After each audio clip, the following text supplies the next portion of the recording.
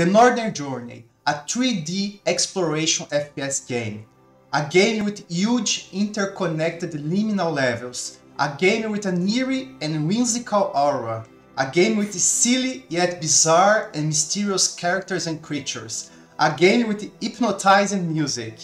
A game that was made from scratch by Houston from Slid Studio, and it was his first game. He's here with me in this podcast, and we are going to talk about the creation of the Northern Journey, how to make a huge, ambitious game alone, and other creative subjects. So, Houston, welcome to the podcast, and it's a pleasure to have you here with us today. Thank you very much. So, can you give us a quick introduction about yourself? Yeah, I live in Oslo, Norway currently, and I have a day job. And when I'm not at that day job, I am doing game dev, basically. And I'm not really an expert in anything related to game dev. I just have learned all the basic things I need to make this game. How do you describe your game, The Northern Journey? It is I would say for me, it's a game that I think where exploration and atmosphere are the most important things, at least for me when I made it. But it's also a game that, as you say, it's a bit whimsical in a sense. It's also because I think since it was my first game, I was really focused on just finishing it as well, being able to finishing it. So I didn't spend a lot of time on story and lore and all these things. So so many times I just went with the strange ideas I had. So therefore, the style is rather confusing many times. It's whimsical. Then it's a bit scary. Then, yeah. So it might not be very cohesive or what it's called. But it's many ideas just thrown together, and and of course with the style I use and with the music style, it all hopefully blends together in a sense. Is it right to call it like an RPG FPS, or is just like an exploration FPS with some RPG elements? I don't think I would call it an RPG because you can't really choose that much. I think it was important for me that this game was linear. I mean, it is kind of old school, this game. You usually have to do all the things in the game to finish it. There's not the side quests, all these things. That was really important for me actually, because one of the games that was very inspirational for me, not surprisingly, was Skyrim. But I like a lot of things about it, but there was also a lot of things I don't like about it, especially all the side quests that really doesn't matter in the end. So I wanted to make a game where everything I spent time doing, you got to show off in the end, so to speak, and therefore I tried to make everything a bit more unique as well. So it wouldn't go stale anywhere. And the game is also based on Norway, right? Yeah, it's a lot based on Norway. I like to go hiking quite a bit. And when I was a child, we used to, with my parents, drive through Norway quite a bit to visit family. So I think all these nature landscapes has imprinted themselves in me. And for example, I used to sit in the car and read Lord of the Rings and watch all these mountains pass by. So I think this has... this is very important for the game. I mean, the mood, the melancholic mood. Because it's often rainy here and cloud and all these things. What's your favorite thing in the game? I think actually the troll spider fight, for some reason, just because the troll spider, it was quite difficult to make. I mean, to make those little spiders sit on top of the big spider. uh, and make it able to walk on the roof and all these things. It was quite technical challenge to actually make it work. So when I finally had it working and I found it to be more fun, I think that was my favorite part. It's just because it was since it was so difficult, it was also very rewarding when it actually worked. So it's the feeling like of accomplishing the Yeah, challenge, right? Yeah. yeah. Okay, that's nice. Cool. Now this is I think this is unique to you, and because I watched it in your devlog video, and this is what caught my eyes, Yeah. which is your holistic game development approach. Like, can you explain Yeah. to us like what is your holistic game development approach? Yeah, I mean, I wouldn't. It isn't a philosophy in a sense. It's just how it's just how I named it. But you know, if you're gonna do game dev over many years, I th- you have to do it in a sustainable way, I think. And for me, that would mean, uh, of course, sit home, dev, then go out into nature and try to find all these raw materials you need. I mean, like sounds, like textures and inspiration, all these things. Come back, then go out again. You get that blend of of doing it in a healthy way, in a sense. So I try to avoid buying any asset packs and all these things. Yeah, and I also like to have control on the over the assets. I know I have the source material for it, so I can just go back and forth and modify it directly. So that's that is really the holistic way. It's just to try to do the whole process myself, also the healthy part of it, also the going out path.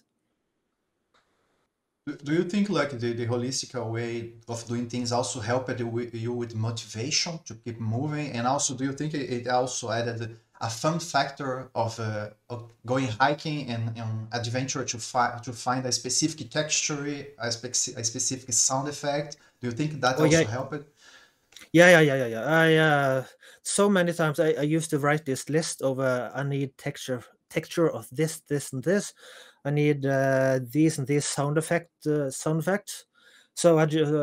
then I just start planning a hike somewhere, go out, check all those boxes. I mean, I go in nature, look for all these things. How can I recreate these sounds or find where can I find these textures? So yeah, I like that very much because it's also it's easy for me when I have a project like this to if I'm not working on it, I feel a bit bad because I know now the thing is delayed by one day, for example, because I have not worked on it one day. But if I know I have the camera and sound recorder with me and I'm actually doing something, I can, in a sort, relax very much when I'm out because I know I'm still being productive. So that's really interesting, right? And I guess like you saved also a lot of money with that. Yeah, probably, but I'm not doing it because of saving money.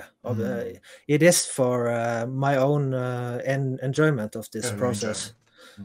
And I've done this for many years. I have a big archive of textures and all this, and I've seen it's invaluable to have these archives because you never know when you need a texture for something that you didn't think you had, and to be able to go into that and find some texture you can try to blend together. I mean, it's so valuable. So I mean, I would really recommend for anyone trying to do something similar to get a big archive over textures and sounds. Just take photos basically everywhere in the beginning because you will probably need them. Mm. I mean, so many trips to the archive where I just looked and tried to find just small elements in a picture that contained something of what I wanted. and I've never not used anything in the end that I've photographed, I think. So yeah. In this case, it also makes everything more unique to you, right? Because then it's your photo, your Yeah. archive, everything is yours, right? So there is nothing like your work, your texture out there, right? Yeah, that's also good. You know, you don't have any problems with copyright things and all this. I mean, I've tried to find textures on internet, but almost everywhere I look, all the licenses are so really confusing, because you start to have to know how many copies you want to sell and all these things. So I just gave up on it in the beginning, as yeah, I really didn't like it. And so how long did it take you to complete the Northern Journey? Yeah, it took me 3.5 years. 3.5 years. So Yeah. you started it in 2019? Is that right? Yeah, probably. I'm not that great at counting years like this, but yeah, probably somewhere around then. Yeah. Okay, great. Did you work full time on the game, or as you mentioned before, you have a job, right? So did you manage to work every day on your game? How it was your day-to-day journey? Yeah, it was not full time. I have a day job that I still have, work in a school. That is so I can keep myself afloat economically, and well, basically all the rest of the time I spent on making this game. If someone wants to buy the Northern Journey right now, Yeah, it can be found on Steam. And yeah. is it on another store as well? It's only on Steam still, but I have thought about putting it on other sites. But I mean, one of the good things, I mean, on having it only on Steam still, has been all the updating process, because I've probably updated the game over 60 times since release, because all these small bugs and all these things you never knew about, and things related to frame rates that I didn't experience but other people experienced, and all this. I mean, Steam has a very simple way of updating the game. If I had, for example, 5 places I needed to update simultaneous, it would be much more work. So, but I think the game is probably mature enough now to go on other stores as well. But I haven't looked into it that much yet. And before making the game, you made Yeah. a 1 hour long movie, The Death of Balder, right? Yeah, that. What is that movie about? And can you just talk here? Since this podcast is about the game development, right? But I think it's important to mention your move, because in your Genesis video you mentioned, okay, I had to finish the move before moving to the game, and I guess you carried a lot of experience from the movie as well to the game, right? Yeah, that movie. Yeah, it was just something I felt I needed to make when I was at school. So I started making it. It is based upon an old Norse mythology story, the death of Balder, obviously. And I could visualize me making it. I could see how it should be. So suddenly I had a purpose, so to speak. So I just started making it. But I mean, it took so long to make it. It was really horrible. But I mean, I didn't know anything when I started out. It was also some years ago, so all the tools were were not that good back then as well. I mean, all computers were slower and all these things. But finally, I mean, finally I made it and I finished. And I mean, I'm really proud just that I finished it actually. And I'm sure a lot of things I learned in that movie has been transferred to Northern Journey, especially on the music and 3D bit. In the end, how many years did the move take to make? Oh, probably 10 years. It was 10 years? Yeah, I can't really understand how it took that long, but I mean, since I didn't know anything when I did it, I really did a lot of things a lot of times. I mean, you see, I made the 3D models, the landscape for something scenes. Then I did another thing, another thing, another thing, and then suddenly I had learned new techniques, so the old thing wasn't good enough. So I went back, redid, and yeah. So in the end, it just accumulated to be many years. So yeah, and no, of course, editing was really is really slow too when you have many layers of all these blue screen effects, and so just the whole process was very slow compared to game dev. Because I find game dev to be a much more simple process than making a movie, actually. And I think one of the things I brought back from that movie experience was not trying to make things perfect, trying to get them made and then just move on. Because now I'm in a hurry. Now this needs to be a faster process than the movie thing. So I just made it now and went on and never looked back on it. Okay, so many valuable lessons there. Basically, Yeah, you also learned like with the movie, like just finish it, right? Like you start from yeah. scratch and finish it, right? Yeah, of course. I mean, if there's something that's bad, obviously I go back and fix it. But fundamentally, I don't go back and really polish it in a sense. If I find it to be okay when I do a playthrough of it, I think then it's okay. Because again, time is really valuable. I mean, it is something that I don't think you can really understand if you haven't done something like that movie project I did. But time really is valuable. Okay, so let's now talk about the Northern joining in a bit of more details, right? Yeah, Let's start from the very start. Then. You mentioned that you wanted first to make a proof of concept. You said that you want to make a yeah, proof of concept that had a working weapon, a functional enemy, and part of our level, right? And then yeah. you said if I could make those, I knew I would be able to make the game. So what steps did you take to accomplish the completion of this proof of concept? Yeah, I did not know Unreal Engine before I started. But I mean, I'm quite used to learning new programs. So, I mean, you just have to do it methodically in a way. I started it up, didn't understand anything, obviously, just opened a standard project. So I just looked on YouTube, found a tutorial series I liked, and just started copying everything that person did. Yeah, I think I'm not sure what it was called, but he was doing some first-person shooter thing. So I just followed everything he did, and if you do that over many times, you start to recognize the pattern. Oh yeah, you start to understand there you have to go to do these things. There are these things. Oh yeah, and these things. That's how the hierarchical things are connected. And yeah, so suddenly I understood I don't need to follow this tutorial anymore. I can jump off it because I understand basically enough to start dabbling myself. Did the same with Blender. I didn't know Blender as well.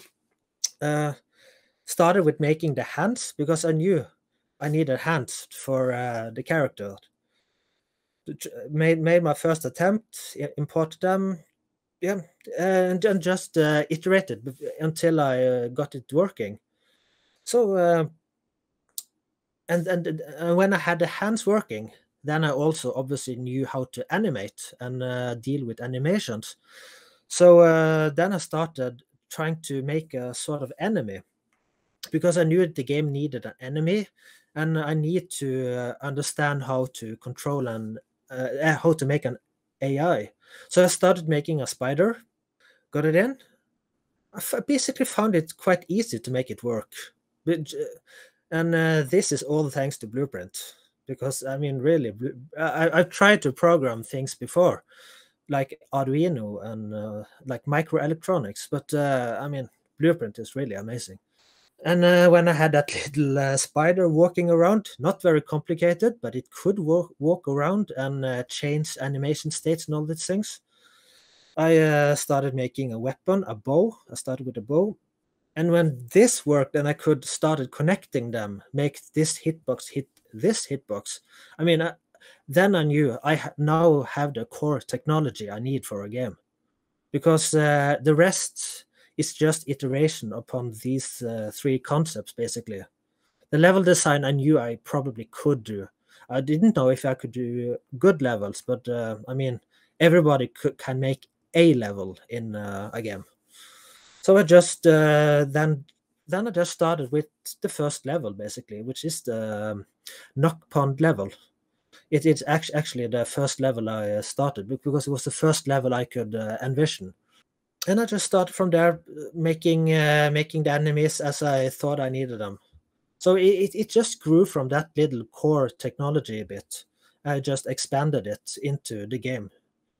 So I didn't restart anything or made a new project. It just expanded from there. How long did this proof of concept took you? I don't know, maybe 5 months or something. 5 months, okay. Yeah, but I mean, I'm not really sure about it. Okay, but because I mean, also when you look back on things, you can, in a sense, see the process a bit more clearly. But at the time, I just did it in a way. So obviously, it's a bit more fuzzy. All this when I went from this to this and this. So basically, then you said, I could shoot an arrow and then move an enemy. I knew the game was mine if I wanted, right? And that's exactly. I knew the game was mine if I wanted it. I like that phrase. Yeah. Cool. Now I only need work. That's all that stands between me and the game, because I now have the knowledge I need. Yeah, so that's the most important part, right? Having the knowledge. Yeah. And then, so after the proof of concept, you said in your video that the game would be doable in an acceptable time frame. So, and I know that an ambitious project like Northern Journey really requires like a schedule and planning. But did you like did you plan everything from beginning, or did you just move as you went developing it? Like, did you schedule? Okay, I have to finish this in 2 years or 3 years. Did you also plan like deliverable milestones? I need a level this day, another level this day. Basically, how was your planning while doing this game? I had no timetables at all. That is because I know that fundamentally I work as hard as I can. I can't work any harder. So the things will take the time it will require. So I didn't have any timetables at all. And also I didn't have really a big plan of really what the game was supposed to be. I mean, all the levels. I just knew I needed to make the levels that seemed the right amount, in a sense. So I probably thought I would need like 6 levels or something.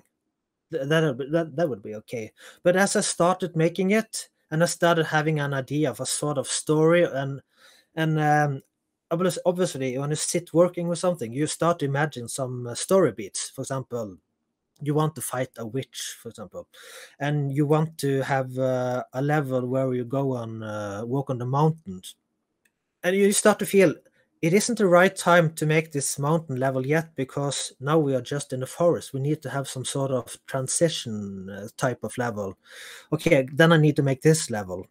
So the game just made itself. So I just made it as it felt right in a way. And in the end, the game actually became longer than I actually wanted it to be, but it was just because I couldn't wrap up the story bit fast enough.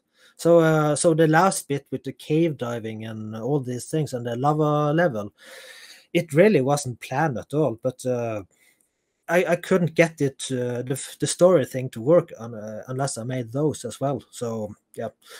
So that is one thing I'm really hoping for in the next game project, to have a bit more control over what I'm really going to make. so I don't have to make too much as well. Okay, that's quite impressive because the Northern Journey is a very big game, right? Considering that Yeah, it was made all by yourself.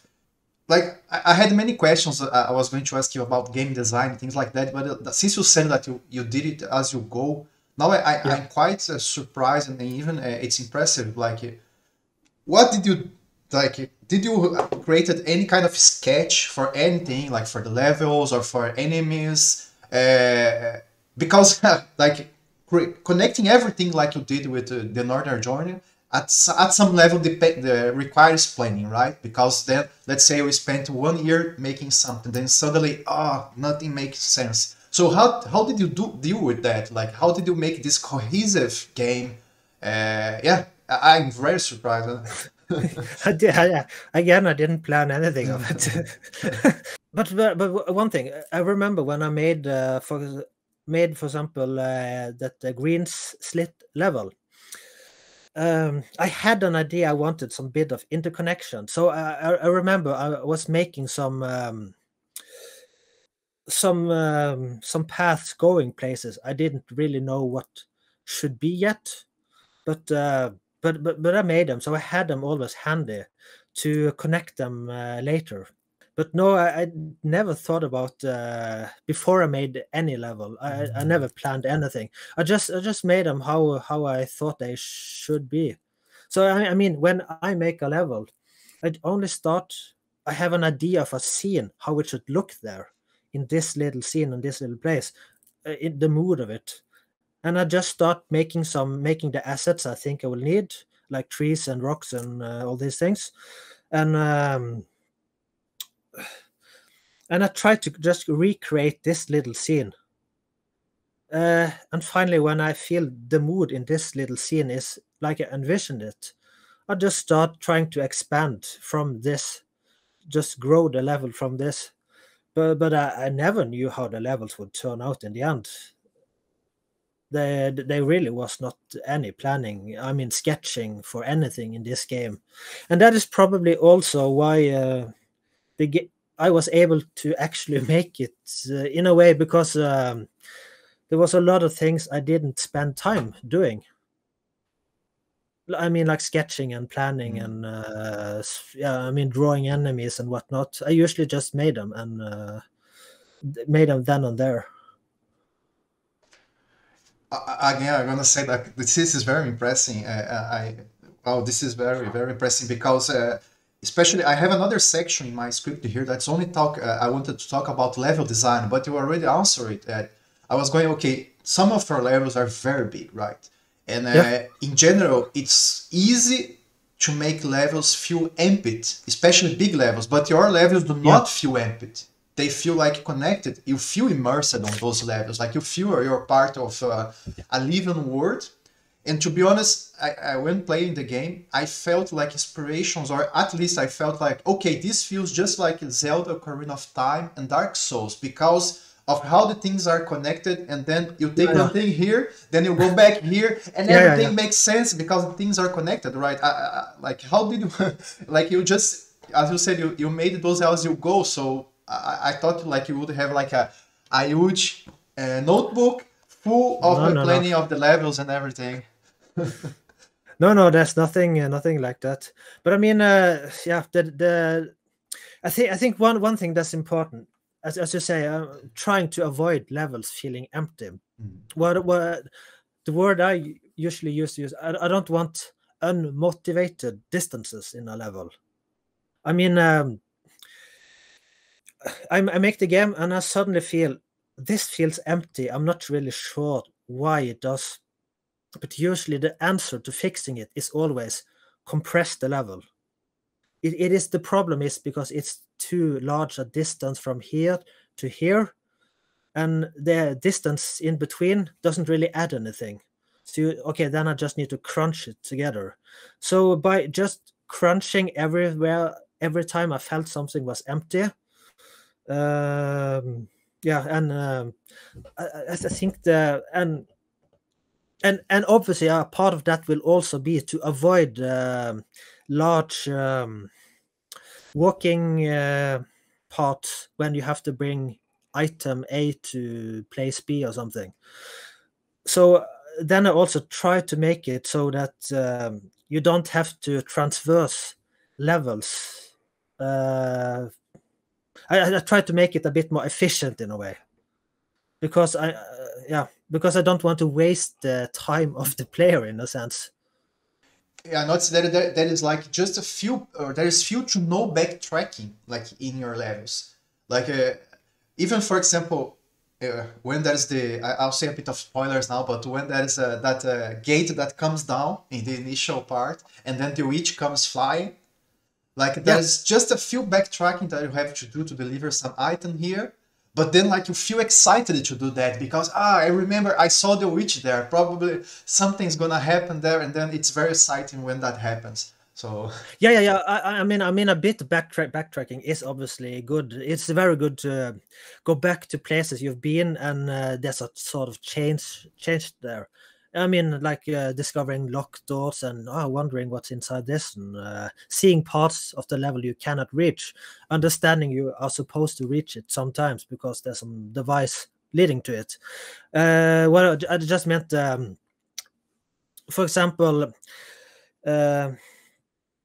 if possible, I try to make it so that if you are going to backtrack, try to make it so that maybe there's a zip line there or something, so the player can move fast through the level. They don't have to walk through all the level just to get back to the other place that you actually need to go. I mean, sometimes that is necessary just for routing purposes, but I'm trying to avoid it as much as I can. So you don't have, so you get to experience new things, basically, not traversing all parts with really nothing new in them.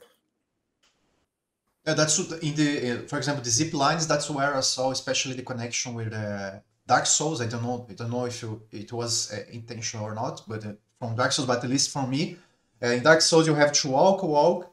Then when you go back to that zone, you go back through an elevator. So you can go back and forth. Now, in that zone that you walked many kilometers, now you can go back and forth anytime because now you have an elevator or a zip line. So this is very good level. Yeah. Now that we know about your game design approach and level design, which is basically means do as you go. What about what about your creature and NPC design? Because your NPCs are very unique. Your creatures are very unique. Some of the NPCs, or can I say, like they are eerie, and some of them are silly at the same time. Did you also make it then as you go, or did you had an idea and just went straight to Blender? Any sketches, anything? Or this is the same philosophy for characters as well? Yes, it's the same philosophy basically. I knew I wanted a person like this. I go to Blender, just make it. I mean, and you also have to remember most of the NPCs were made very early in the process because they are involved in the first level. So they were also made when I wasn't that good. I wasn't very good with Blender at that time. That is also a bit why many of them look maybe not the most beautiful. Because had I made them later in the game, they probably would look a bit better as well. But I mean, as you say, they have a certain style with some humor added to them that I hopefully make them pass in a way. But no, I never planned how they should look. I just had an idea of maybe they can look like this, sort of go into Blender and just try to get it working. I wouldn't say your NPCs are ugly. They actually have their own charm. Yeah, like they are unique, right? They're very unique. So they are not ugly. They are charms. Like they have a charm. I find that. Yeah, but I think more importantly with the NPCs was one thing is how they look, but I found it to be more fun to make to figure out how they should behave. That is what I found more fun, and which setting I should put them in. I mean, if they had just stood there, being like a flat NPCs, I mean, then it probably wouldn't had worked that well, because then they would just have been some ugly NPCs.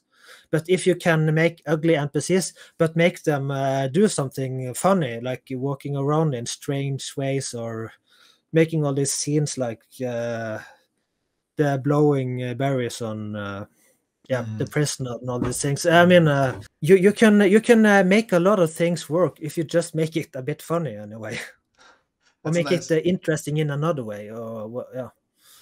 Yeah, I think that's the magic of indie games. Indie games can do those things like without constraints, right? So this is what make indie games very unique, right? You can do add your touches any way you want, and it just works.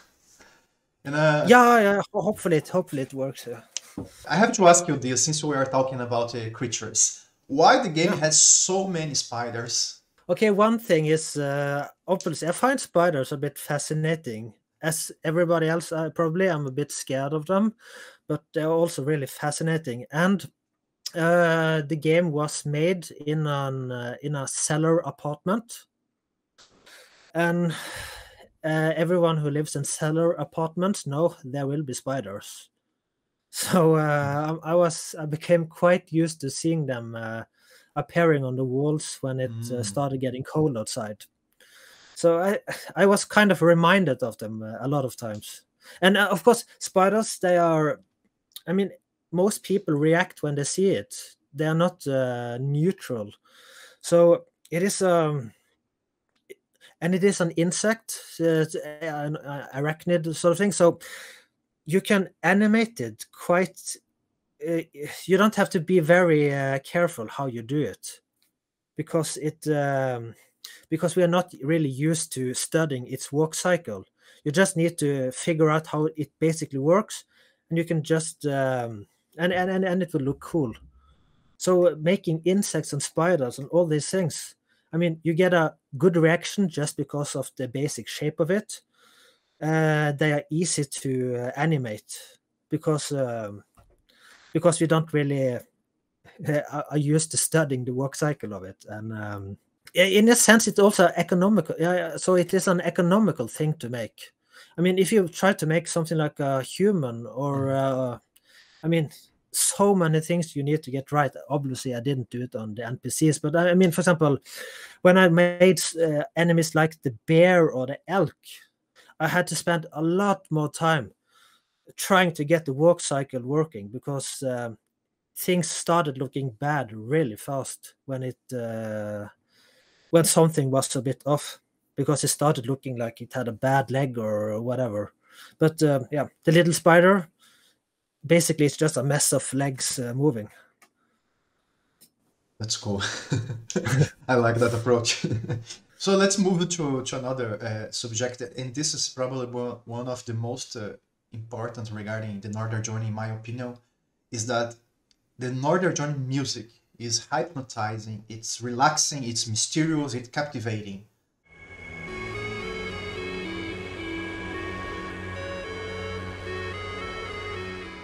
Did you also make all the music, and it's like a very, because it's really good, and did you have like previous composing and music producing music experience before? Like, how did you make the music? Like, the music is very hypnotizing in this game. Well, thank you very much. I have been making music for a long time. Not very good music, probably, but I have been doing it. And for the movie The Death of Baldur, I made all the music. So I mean, I think most people can make music if they just have the patience for it, really. I mean, it's quite both for the movie and for the game.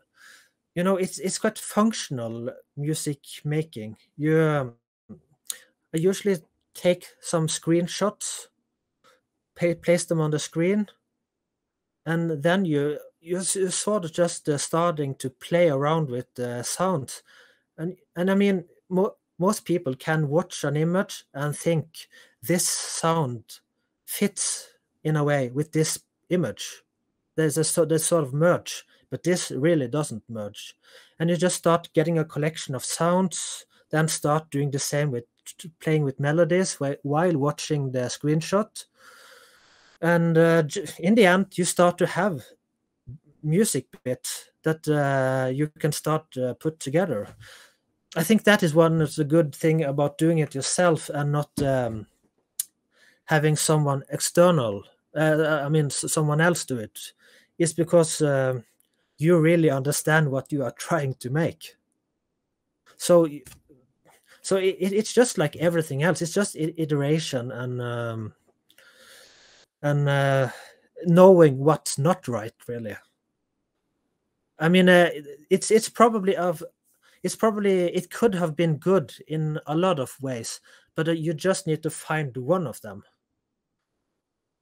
So yeah, and I never tried to make the perfect sound or music for it. I just needed to find to make one bit of music that worked, and that basically meant figuring out what didn't work. But as you say, I had some experience before in making music. I mean, just knowing the software and basically knowing how to play on the MIDI keyboard is a good start. Basically, add your personal touch everywhere, right? That's the magic of doing an indie game. Yeah. So, do you consider the game a success? Is it performing according to what you anticipated? I mean, yeah, obviously, I'll consider it a success. I mean, you can't really expect anything, and I didn't expect much from it. I mean, I was obviously hoping for things, but I mean, for example, that movie thing I made, it hasn't paid anything for all those time I spent on it. So I didn't expect almost anything from this as well. But so I mean, obviously, it is a success in those terms. I mean, and of course, one thing is the economical part of it. Artistically, I mean, I have to say I consider it a success as well there, just because it has been fundamentally so good received. People seem to have enjoyed it, and yeah, I'm really happy considering the time I spent making it, and yeah. So yeah, I consider it a success. I mean, it could always pay better. I could always make more from it. I mean, I still have to do this day job to keep myself afloat. But maybe. But for example, I'm working less days there now because I have this income from Northern Germany, so I can spend more time now doing game deving than I could before, and I can probably stop working even more days if the sales figures continue. But you never can know these things. Have you considering the success of Northern Journey? Have you considering adding additional source of income such as merchandise or Patreon or things like that? No, I haven't at all. I mean, I'm working basically on a new game project now, and doing some support for Northern Journey. I mean, all the bug fixes and all these things.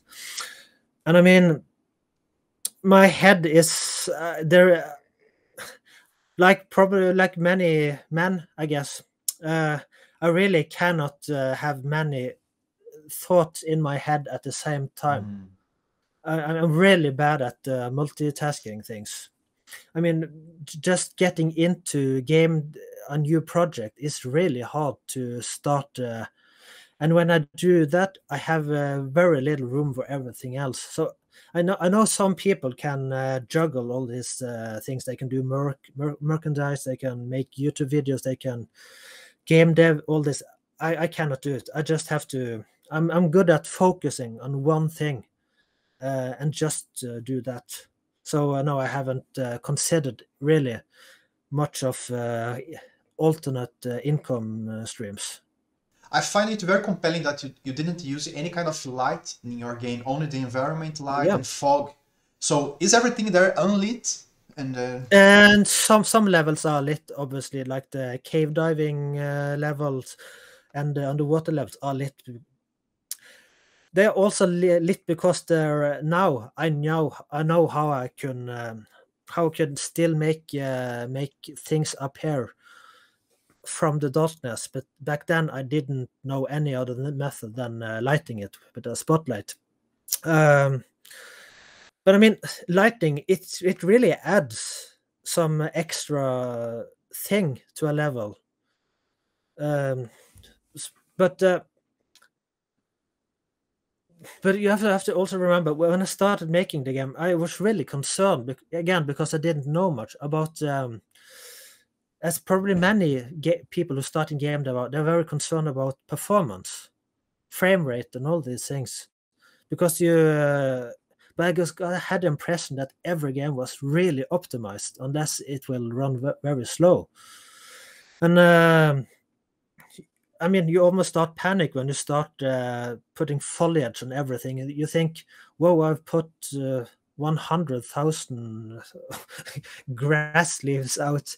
How is it possible to? Yeah, so I tried to really make everything as efficiently as possible, and I was watching the frames per second counter and really trying to get it down to a good level. So I started playing around with making things unlit, and I found, okay, this really saves some frames. And also, of course, with unlit, things become a bit more flat in a way. But then I discovered vertex painting, that you can basically just paint shadows on things, and you can paint color variations and all these things. Yeah, so it was just very. I just found it to be very efficient to do it that way in the end, and it was, and I really liked that you really could just paint on shadows and darkness wherever you wanted it, and not have to start fiddling around with lighting, and which obviously, if you start moving lighting, it will affect everything else. So you have to be really careful about it. So I think it's you have really control over everything when you do it unlit. What software do you use for audio and music production? Yeah, for audio. So, of course, I use for the DAW where you make all the music. I use a program called Renoise. It's basically a tracker program, if you know things like Fast Tracker or something like that. It's a bit more old school way of making it. Basically, the sounds go the notes you work downwards instead of sideways, as in modern. But it is a modern version of an old type of tracker. It's just because that is what I knew, so I just found this, and it has worked very well for me. For all sorts of sound effects and all these things, I've used obviously Audacity, and some sounds I also put into Renoise, just so I can take them through synth loop effects and all these things. So those are the two audio programs I fundamentally use. Do you plan on moving to Unreal 5 eventually? I think I will. When Unreal 5 is well established, when it's a mature thing, I think I will move into it. But I'm not an early adopter of anything. I don't think, unless there is something about the technology that are really important for a game, I'm not sure an indie game developer should be an early adopter of things. I mean, it's more for the people who just like to experiment with, I mean, like Nanite and all these things. But I mean, Epic themselves, as far as I know, say it's not production ready. So I don't think an indie dev should start dabbling with all the bugs and things that are bound to be there. So when it's mature, I probably look into it.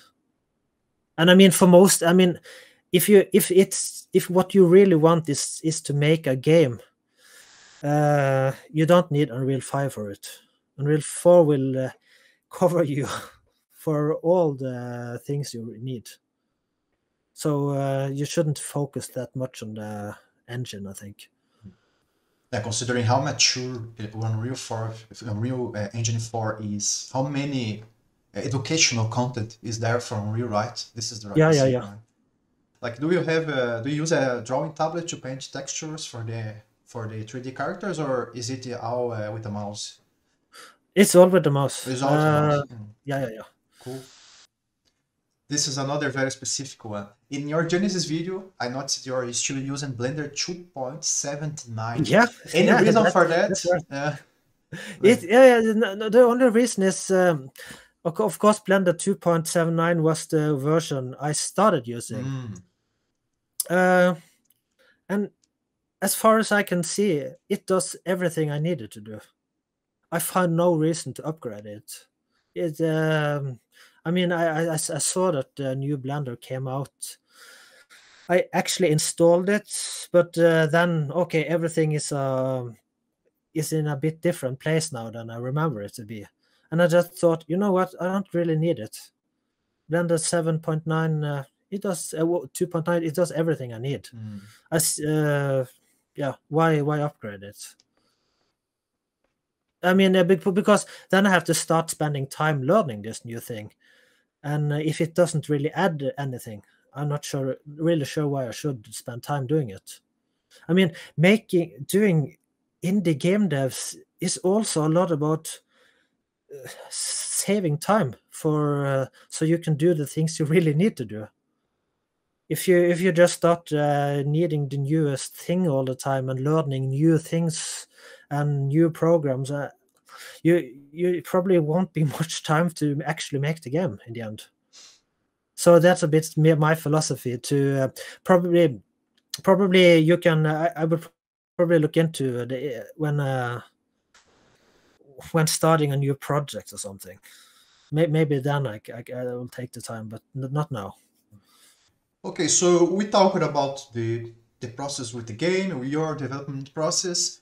I have just a final controversial question about the game, in the game itself.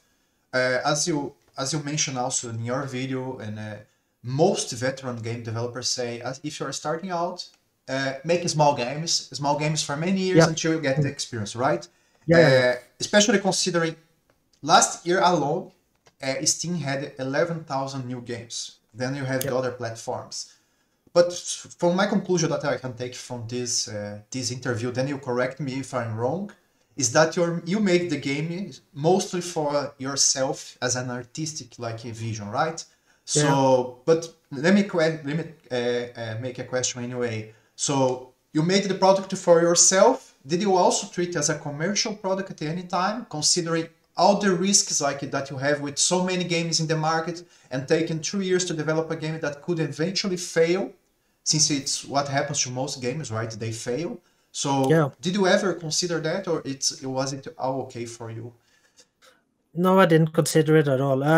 Just because, I mean, I also knew that, I mean, part of the reason, in a sense, I also made this game was because I knew I didn't know how to make games. So, I mean, giving myself a big challenge with making a complicated game wasn't really something I consider. I mean, like doing brand new techniques or gameplay methods and all these things. I mean, the game is basically based upon a very old formula. I mean, it is a first-person shooter with enemies, doors, keys, all these things. So I didn't really need to invent very much new for it. The innovation part, in a sense, is just in the atmosphere and how things look and all these things. So I didn't have any commercial considerations in how I made the game. I just made it to. So okay, I just needed to focus on making it in it actually work. I mean, just to make that was a big enough challenge, and I just hoped that some people would like it when it was finished as well. And obviously, I think that if you yourself like the game you're making, probably there are some other people who will like it as well. Yeah, that's a very nice philosophy. I think this summarizes everything that we talked about, right? Your way of doing things. What are your plans for the future? I know, like you mentioned, you are making a new game right now, right? Yeah. So, do you plan to, after you finish this new game, to make other games? And if you can talk a bit about your new game as well? Is it similar to the Northern Journey? Yeah, the new game is it's still a bit. I'm still experimenting a bit. I mean, it is a bit more in a way. A bit similar, but also. I mean, especially the level design for the new thing is something I'm struggling with at the moment, because in this new game I want it to be a bit more like games like a bit more open world like. So then you suddenly have the problem you can't really control where the player are going in the level in the same way. You can't really, in a sense, sequence, and you can't think now you need some quiet parts, now you want a fun part, now you want all these things. Now the player can more move in all sorts of directions. So I find that type of level design very challenging, I have to say. But it will be a sort of barbarian type of game, like more like a sort of He-Man sort of world. But I have to add, I never watched He-Man when I was a child. It's just how I imagine He-Man was, not how it actually is. So I'm more like a barbarian world with all this lava skulls, mountains with spikes all these things. I wanted to make sort of a very brutal world. That is fundamentally what I know, and of course music is very important for it as well. I have already started making some music bits for it, because I think music was one of the reasons I really wanted to make it, because I've started making some music that I really thought would fit in a world like this. I think I view, in a sense, both the game and the movie I made earlier. It's more like a vehicle to it's more like something to make art too. That is the important bit, not actually whether it's a game or a movie in itself. I think I'm more concerned about creating having just something I can utilize to create the art I want.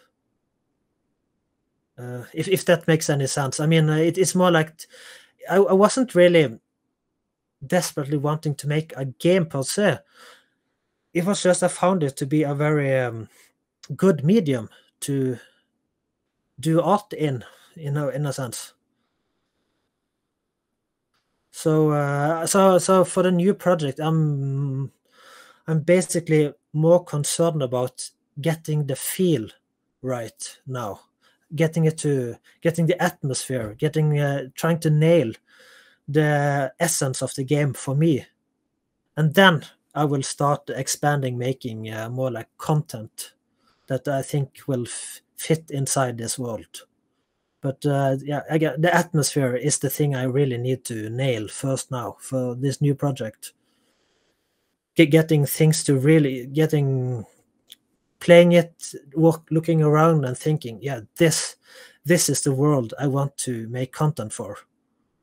You mentioned gaming as an artistic vehicle for art, right? Yeah.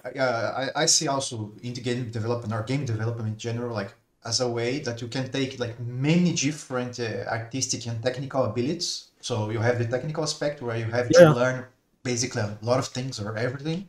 And then it's a way that you can express many different things, right? As you said, music, and then history, then even nature or everything. Your vision, everything is a game, right? So yeah. Yeah, because it's when the level, it's when you walk in the game and you can really just hear the music, see the landscape. That is what I'm really searching for when I think, oh, this really expressed something I wanted to, something I have just felt it, but now I see it. This is what I really want.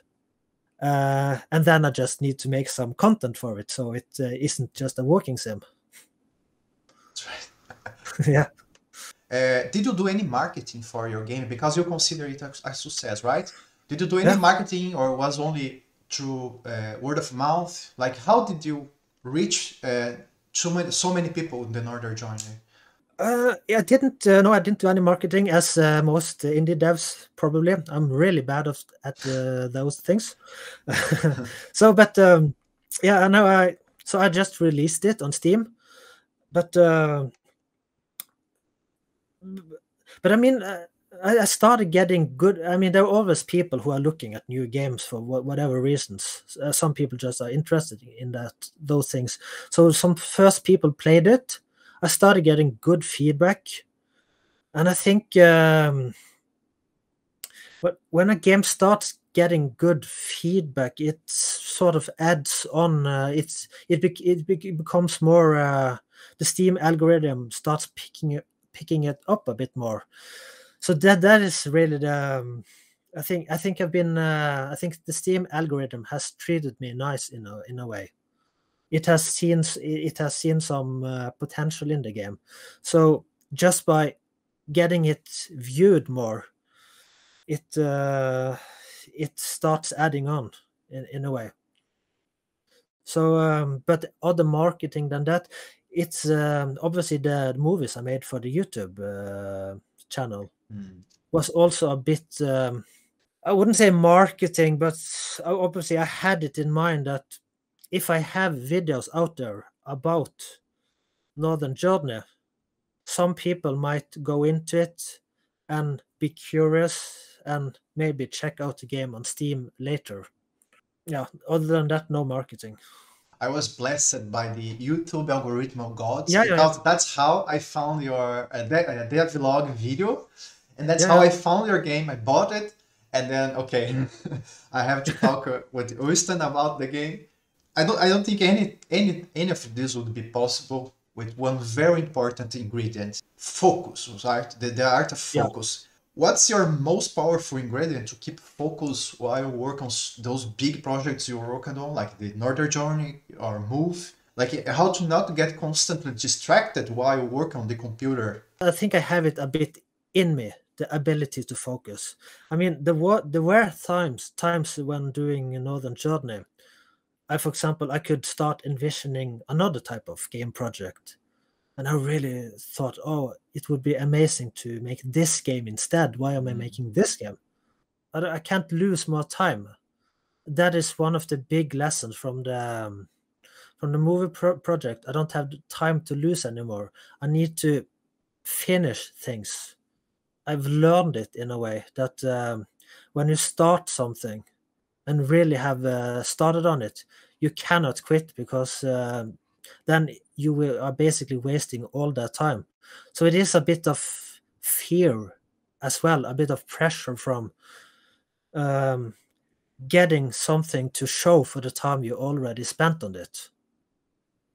And understanding that there are obviously many games you could make. they just have to be made one after another. You can't start messing around and doing jumping from project to project, which is accidentally what I have been doing a bit lately, which I'm really not proud of.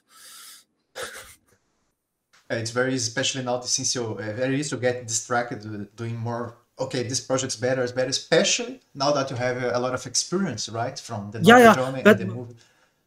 Yeah, but one of the problems for me now is also that, I mean, in Northern Journey, I thought a cave diving sequence. There's a sequence in the game with the cave dive. I thought that I tried to look on Steam. Is there really any games about cave diving? And I couldn't see anyone. I thought, could I probably take the core technology of from that level and make a sort of quick cave diving game? I mean, just for maybe to earn some more money. So it was an idea I had when I was already working on another project. So I have to admit I have spent some time developing that project as well. But I'm really not proud of doing two things at once, because you really cannot. I feel I'm getting really tired of thinking of two things at the same time. So you really shouldn't do it. So I'm hoping that I can soon start to focus on only one of them, probably the barbarian one. So if anyone wants to follow your work, what you're doing, is YouTube the best place? Do you have any other places you want to share? For now, it's just YouTube. Again, I have been asked to open a Discord and all these things, but it is just, I find it, much work just to check the YouTube thing. Okay, comments, obviously the Steam forum, go in, answer all these things. I also have a Twitter thing that I'm really bad at checking. But all these things, and obviously answering emails and all that. So, it all takes time. It all steals energy in a sense.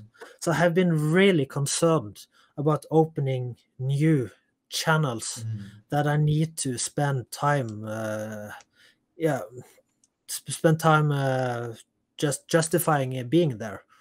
So again, much of indie dev is about creating the time to actually do it. Just creating a practical lifestyle around it. So trying to remove distractions. It was great talking with you. Like, we had so many great lessons here. Do you have any closing words? Don't do indie devs. don't make indie games. Don't make indie game. but if you are the type of person that will ignore this advice, you're probably the right person to do it anyway. Yeah, because if you follow the advice of veterans that said just make small games, do not right? Yeah. About that, I remember you said that earlier. Yeah, it's just that I think when you watch all this, because of obviously there are many game dev tutorials on YouTube with all sorts of let's call them gurus. I know many of them will recommend you to make a small game. I think part of the reason they do it is probably because I'm not sure if this is correct, but my impression is many of them are using Unity, and I think many of them are very concerned about programming. The programming part, you have to be much. It's another skill set than, for example, Blueprint, which is much more intuitive, I find, where everything is, in a sense, done for you. So I think what they actually mean many times is if you're going to program the game in a sort of C# language, you probably need a lot more experience before trying to make something big, or else you will just make a big, messy code, because things need to be structured in a much more better way. But I think just for the game itself, it is much better to start to make the game you really want, because you need a motivation for it. If you're just making a small game just to learn games, I think it is much more probable you will lose the motivation in the end. So at least for Unreal users, I would recommend, if you're anything like me, to start making the game you really want, not fiddle around with small projects. That is just my opinion. I'm really not a expert in anything like this. I only know my own experience. But I think your opinion is very, very important. Your own opinion, Oystein opinion, because you managed to create two big projects. So yeah, I think your point is very valid, and it comes from like a authority point of view, because you have authority in this subject now, right? Yeah, anyway. Finishing two projects like that. Well, thanks a lot, Oystein. It was a pleasure to have you here today. And I'm excited to see more devlogs from you, and of course, very excited to see our next game. And I'll keep playing Northern Journey, because I still haven't finished it yet. Yeah, okay. But I left a very, very nice review on Steam as well, because thank you very very nice. much. It's very, very nice. Yeah. Thanks Very a happy lot, for it. guys. Yeah, thank you. Bye-bye. Bye-bye. Bye. If you liked this interview, if you are interested in game development, indie games, indie game market, digital art and more, don't forget to check the other episodes, and also subscribe, like, and if you want, you can support the podcast in the content by donating. The links are in the description. You can also sign up to my Patreon. You can also subscribe to YouTube. There is many possibilities that you can support the content. Thanks for watching, thanks for listening, and until next time.